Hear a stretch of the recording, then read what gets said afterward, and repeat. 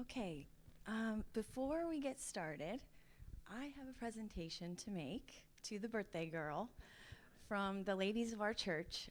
We just want to show our appreciation for all that you do and how much we love you and how much you are needed and appreciated around here.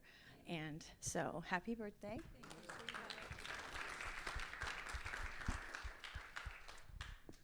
And now, this morning, we have something I'm really excited about. I get to interview a pastor's wife. So usually we interview the missionary wife, but this morning I get to interview a pastor's wife of how many years has your husband been a pastor? He's been pastor for 44 years, but we've been in the ministry for over 50. Wow. So we have a lot to learn, I think, from Miss Pam. And so I'm excited to just hear from her perspective, what I can learn from her. I was reading a bio that she sent just with some information about her life, and I was inspired and excited and just really looking forward to getting to talk to you a little bit more. So if you haven't seen it up there, this is Pam Staub, wife of Pastor Chris Staub.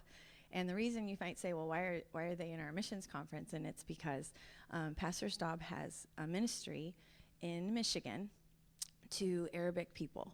And we're going to learn more about that. And before I go any farther, the area that you're in Michigan, is that near Detroit? Yes, it's okay. a suburb west of Detroit. Okay, and so Detroit has just a lot of different cultures and different backgrounds. And so their church has seen this need and reached out, and we're excited to learn more about it. But for this morning, we just want to know more about Pam and your life and what we can learn from you. But tell us how you were saved, your testimony. You're originally from Florida, is that correct? Well, not actually. Okay. I was born in Nebraska and raised in Colorado. Wow. And then my father had a heart attack when he was 36 in Colorado, so we moved to Florida. And so that's how I ended up in Florida. Okay.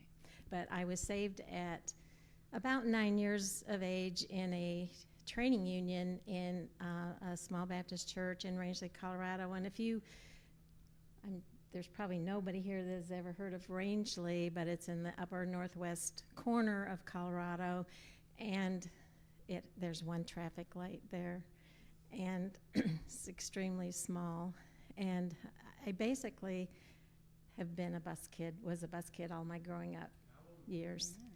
Mm-hmm. And it's just, I see the hand of God, and I don't want to get emotional here, but I just see the hand of God throughout my life and how he just allowed me to come across people that would have a tremendous influence in my life. And so I was saved in that little church. And then after we moved to Florida, we lived in Titusville. My dad was an engineer for Bendix, and I was again a bus kid. Actually, Mom and Pop Edelston picked me up in their station wagon and brought me to church at First Baptist Church of Mims. And it was there during a revival meeting that I wasn't sure that I was saved, and so I made sure of my salvation at that time, and I was probably 11 years old at that time. Wonderful. And how did you meet your husband? Well, I was going to a Baptist boarding school in West Virginia because my grandfather was on the board of directors, and that was in the day when there were not Christian schools anywhere much like they are today. You can find in every town, you might find a few Christian schools at least, but there were no Christian schools. And to be honest, transparent, when we first moved to Florida from Colorado, I hated Titusville. And that's a strong word, but as a young person, I didn't like it at all, and it was so different from where we had moved. And so my grandparents gave me the opportunity to go away to boarding school, and I was the only one out of 6 children that actually graduated high school from high school, going to a regular school. But I was home on Christmas break, and Jim Staub had knocked on my parents' door in Titusville, inviting them to church. So my parents were going to church at Titusville Baptist Temple, and I came home for Christmas, and Chris was home from Bible college, and that's how we met. Wonderful. And Jim Staub is Chris's dad. Yes. He was the pastor in Titusville for many years, correct? Yes. So now you got married, and what led you from Florida to Michigan? How did that happen? Well, Chris was music and youth director in a church in Texas for 2.5 years while he was finishing up Bible college. And then his father asked him to come to be his assistant in Michigan. He had just taken a church in Michigan, and so that's when we moved to Michigan. I see. And then you did a little bit with nursing even while Chris was still in college. Is that correct? I was a nursing assistant at that time, and I'd always wanted to be a nurse. My goal in high school, if you look in my yearbook, it was that I wanted to be a registered nurse. Wow. And so anyway, I was a nursing assistant to help him get through college. Okay. And how many children and grandchildren do you have? We have 4 children, and we have 5 grandchildren. Wonderful. Are they all kind of nearby you, or are they spread out all over? There's 2 of our children that live near us, and 3 grandchildren that live nearby, and then we have 2 in Alabama. So Okay. they're too far away. So I think it's interesting that you said you had written in your high school yearbook that you wanted to be a registered nurse, and then out of necessity, you became a nurse's assistant to help Chris. And as you were a young married couple, he's still in college working through. But God gave you the desire of your heart because you did end up becoming a registered nurse. And tell us how that happened and worked out. Well, it was strange because I had applied to go to a nursing school in Detroit when we first moved to Detroit, and after our 3rd child was born, which was our only daughter, I got a letter in the mail that said I had been accepted into the nursing program, and to be honest with you, I had totally forgotten about it. And that was 1 month after Chris accepted the call to Silvery Lane Baptist Church as pastor. So I was now a pastor's wife and now going to go to school full time, With 3 young and children. with 3 children under the age of 9. How did you do that? Lots of prayer for sure, and my husband was wonderful. He was a huge help to me. He helped me study for exams. Sure. A lot. And you never had to work a Sunday. Well, that's No. great. Wonderful. No. Wonderful. Now, you said in your bio that you became the registered nurse, but you did that for a really long time. You were a nurse in a hospital, right? I still have my license. I just renewed my license again because I always feel like if I could go on a mission trip or be a help to a missionary, that I could still do that. And an anesthesiologist talked me into renewing my license this past September because he said you can do a lot more on the mission field if you have your license than if you don't. So anyway, the question was what? I'm sorry. No. I lost track. No, just like how long you did that. You did it for a really long time, and you worked in a hospital, as well as being a full-time pastor's wife and mom. Yes. I graduated nursing school in 1983, and I retired in 2017. Wow. And but a lot of that time, especially when my children were very young, I worked midnights I worked midnights for 12 years because I never wanted my children to be raised by a babysitter. And so I would work midnights and come home and sleep a few hours. And once they were in school, then it was a little easier for me to get some sleep. And I only worked part-time at the time, so. Okay. Wow. Now, you said in what I read that you wrote that God allowed you to be a part of something much larger than yourself. And you kind of mentioned it a little bit, but can you kind of expand on that a little bit, and just kind of how, looking back on your life now, seeing that, what does that mean to you? Being a bus kid, I really had, I was raised in a family that had a saved soul but lived a lost life.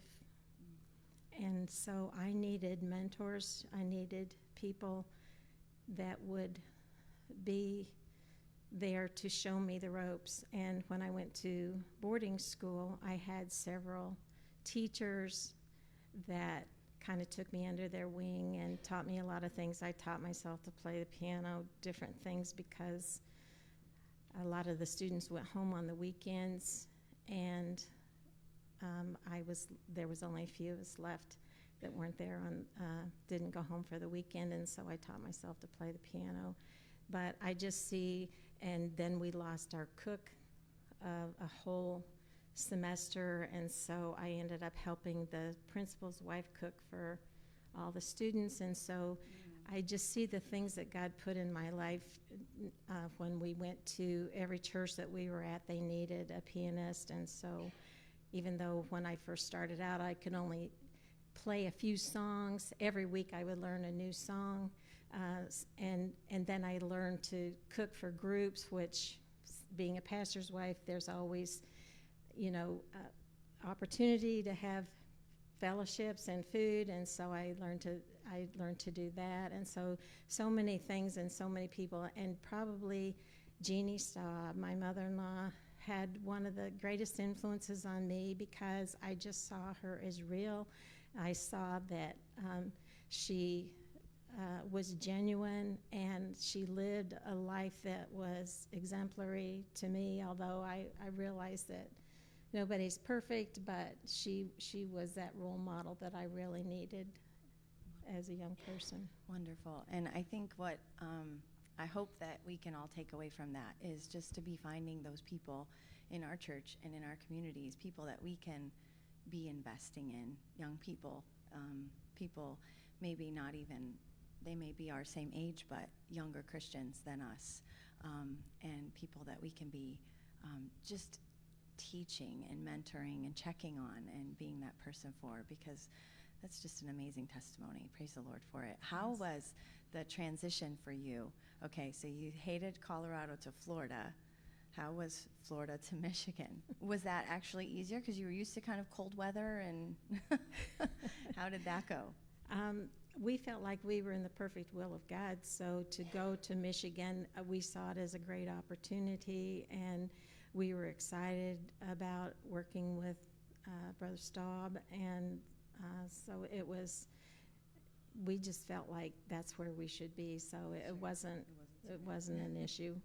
Okay, and how long was Pastor Staub, Chris, an assistant before he became the pastor at Silver Lane? 7.5 years. Okay, all right. We were there 7.5 years, and then the 2.5 in Texas. So, and tell us about some of the different hats that you've had to wear. I know you played the piano, but also too, going from, was he the youth pastor for those 7.5 years? Yes. Okay, so you were youth pastor's wife and then pastor's wife. Tell us about some of the different hats, and maybe some that some might not really know about. Some that people would say, oh, you had to do that, or what are some of the different roles that you had to play, or whether you wanted to or not over the years? Well, people call in sick a lot. So there's always opportunities that come up. And I think when we first started out in the ministry, I felt like we had to do everything ourselves and didn't know that really allowing young people to be part of the ministry. We learned too late, or much later than we would like to have known, that young people are great in helping out in junior church and helping out and passing out tracts and doing things and involving them in the ministry. And later in our ministry, we have found that they have grown up to be tremendous assets, you know, in our church, and involved, and not just sitting in a pew and bored that they're there. Yeah. So. Great. Okay. So, did you ever teach Sunday school for a while? Was there something that you really, like, an area that you really loved doing? You know, like, there might be a lot of things that you have to do and holes that need to be plugged. But was there something that you have just really enjoyed? You said, that's my niche, you know, I really like doing that. There's a couple things, but one of the first things was teaching the teen girls Sunday school class, which I did from Texas until actually probably 10 years into our ministry at Silvery Lane, or maybe even longer. But because I was one of those girls that needed help at that time, and there wasn't anything available really for the teens. They kind of were incorporated into a regular Sunday school, and so nobody was really ministering to them. There was no Christian womanhood class. There was no training them in how to be a lady, or in dress, or just cooking, and they kind of quit teaching those things in school. And so there was a lot of things. So there was so many opportunities that I had. And another thing that I loved was music. It's always been a passion of mine. And actually, I'm 73 years old, and I'm taking piano lessons.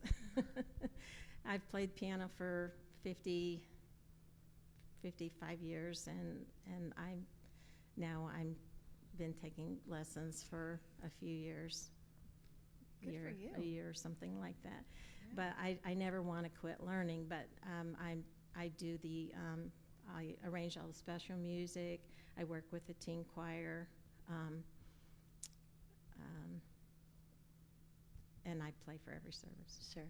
Now, at Silvery Lane, tell us how did this special ministry get started? Was that, did somebody come to your church? How did you see the need for this Arabic ministry?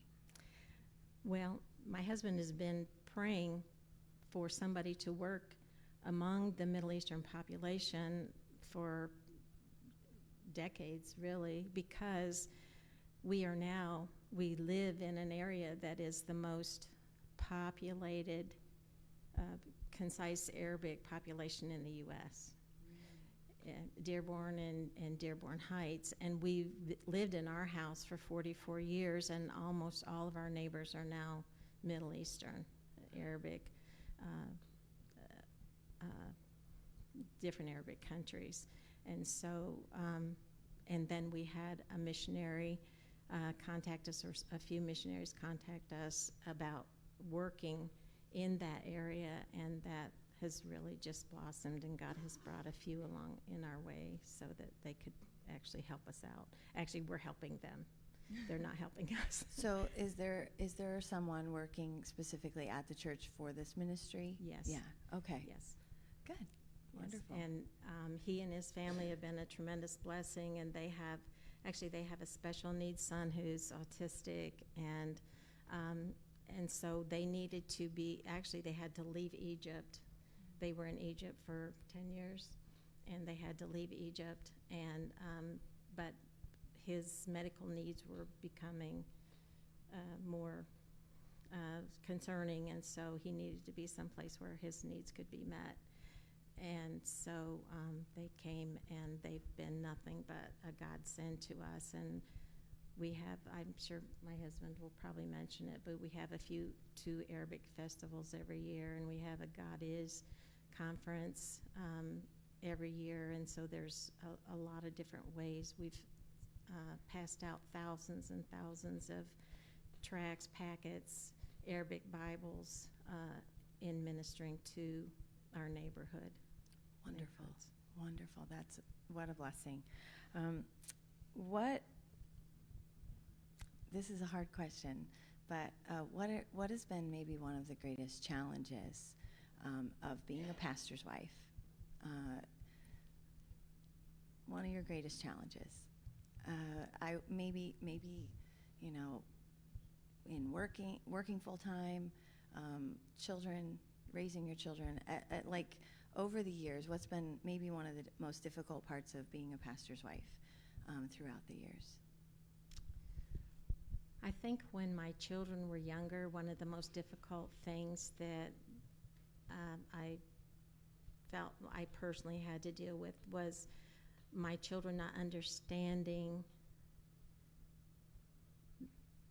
the turnover that we might have in the ministry, that they didn't understand if their friends no longer came to church. They didn't understand why we spent so much time at church and felt maybe somewhat neglected.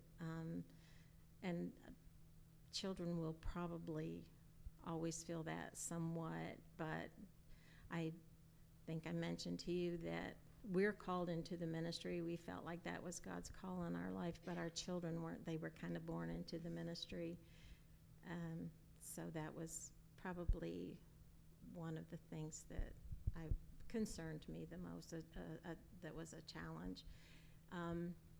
As being there now and being older, I think the challenge now is to,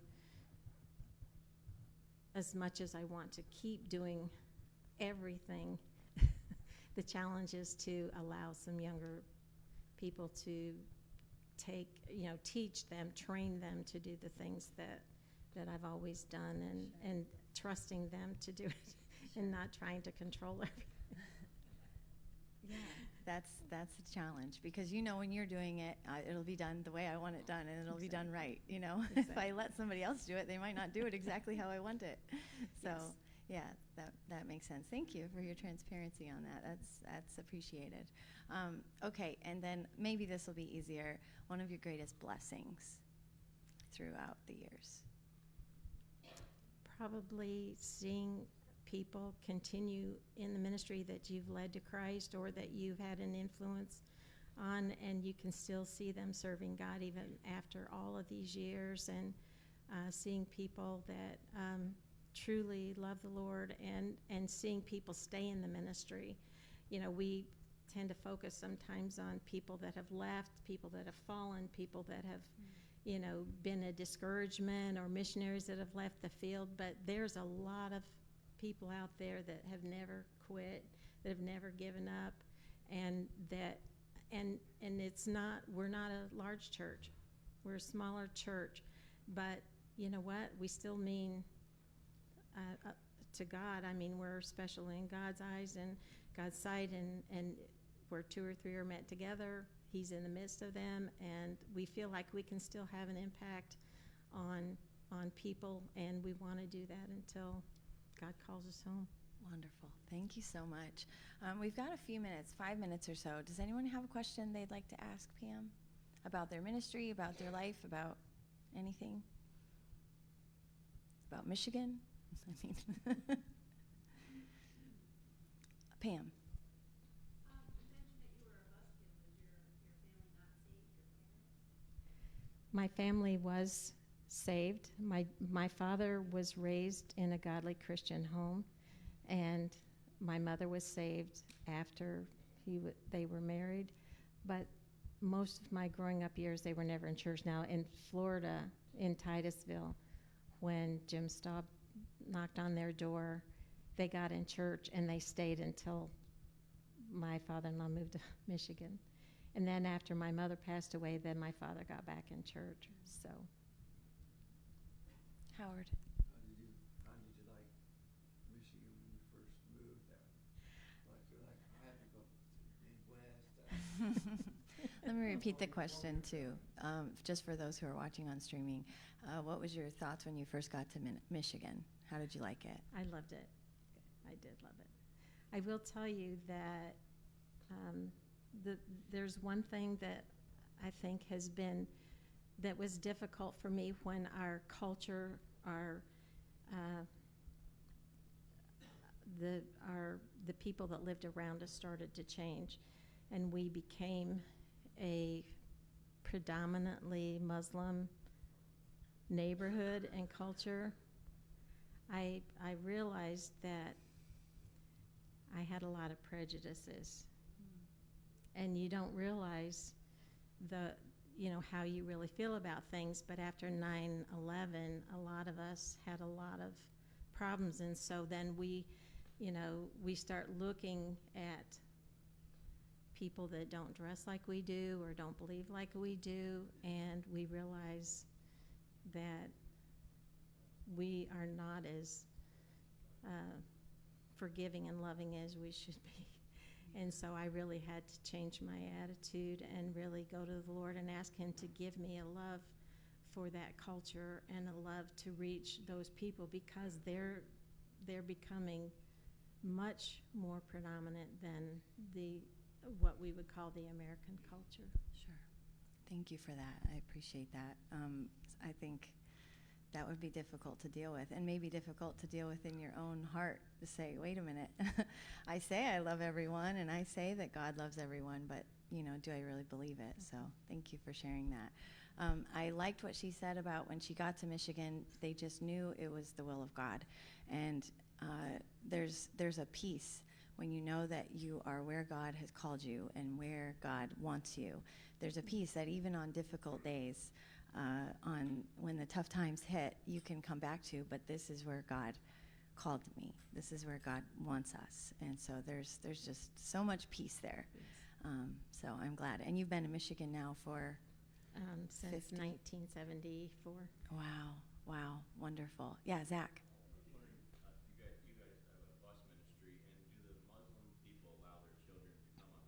Do you have a bus ministry, and do the Muslims allow their children? Would they allow their children to ride on the bus? We do have a bus ministry. We pick up children in our surrounding area. We have some Detroit bus kids that we pick up. We don't have the Muslim children that ride the bus. We have Vacation Bible School, and we have the Arabic festivals that we have twice a year. The children come, but typically their parents are right there. When we have Vacation Bible School, if the Arabic children come, their parents are going to come and listen to what we're saying to them. Okay. And I don't know how many of you make an appearance at our VBS, but I will say that especially this past year, the last 2 years, a lot of the parents just go ahead and come and stay. They do. They just, they sit. They don't go to every little class, but they'll come and sit from the beginning to the end. And I think maybe just in this day and age we live in, people are less likely to just drop their kid off somewhere.